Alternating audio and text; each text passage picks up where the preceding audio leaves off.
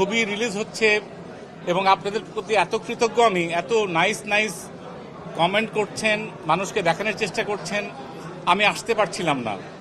আমার যারা সহযোদ্ধা ভাই ব্রাদার, আমার পরিবার, তারা প্রতিনিয়ত ফাইট করে যাচ্ছে, আমাকে উৎসাহ দিচ্ছে, কিন্তু আমি অসুস্থতায় মনে শান্তি পাচ্ছি, শারীরিকভাবে শান্তি পাচ্ছি না।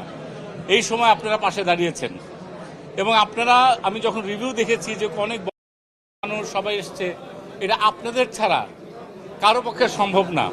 আর আমি আমার ইউনিট, আমার ডিরেক্টর, প্রডিউসার, কো আর্টিস্ট, এদের প্রতি এবং আমার যে ক্যামেরা, টোটাল ইউনিট, প্রোডাকশন বয় থেকে শুরু করে তাদের প্রতি এত কৃতজ্ঞ। শুটিংয়ের সময় অনেক সময় মিসবিহেভ করেছি, রাগারাগি করেছি, কিন্তু যখন শুটিং শেষ করার পর যখন এই অবস্থাটা দেখি, তখন কৃতজ্ঞতায় মাথা নুয়ে আসে। মনে হয় যে খামাখা কেন আমরা এই ভুলগুলো করি। এবং শুধু এটার ক্ষেত্রে আরেকটা জিনিস মনে হয়েছে, আমার ব্যক্তিগতভাবে, ব্যক্তি জীবনে আমরা অনেক ক্ষেত্রে অনেক কিছুতে অনেক সময় অনেক ভুল করেছি।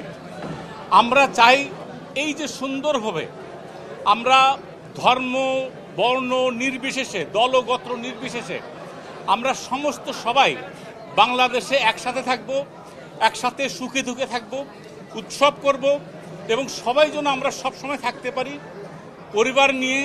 শুধু ছবি কেন, পরিবার বন্ধুবান্ধব নিয়ে আমরা যেন সব জায়গায় যেতে পারি। আপনারা সবসময় আমার সঙ্গে থেকেন। ফিল্ম ইন্ডাস্ট্রি আরও বড় বড় ফিল্ম আসুক, আরও ভালো হোক। আমি আর তো কথা বললে তো হবে না, ওদের কথা নিশ্চয়ই আরও আছে। আসলে আপনাদের প্রতি আমরা অনেক কৃতজ্ঞ। কি বলবো, আমার মুশকিল হয়ে গেছে কি জানেন, কেউ আমাকে ভালোবাসলে আমি কান্না পেয়ে যাই, কেউ আমাকে আদর করলে আমার কান্না পেয়ে যায়। যখন আপনারা সবাই আমাকে এইভাবে আদর করেন, আমার কান্না পায়। এটা অ্যাক্টিং না, এটা সত্য জিনিস।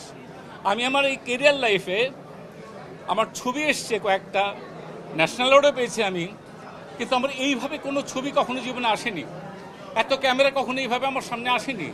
এটা আমার জীবনের জন্য অনেক বড় পাওয়া।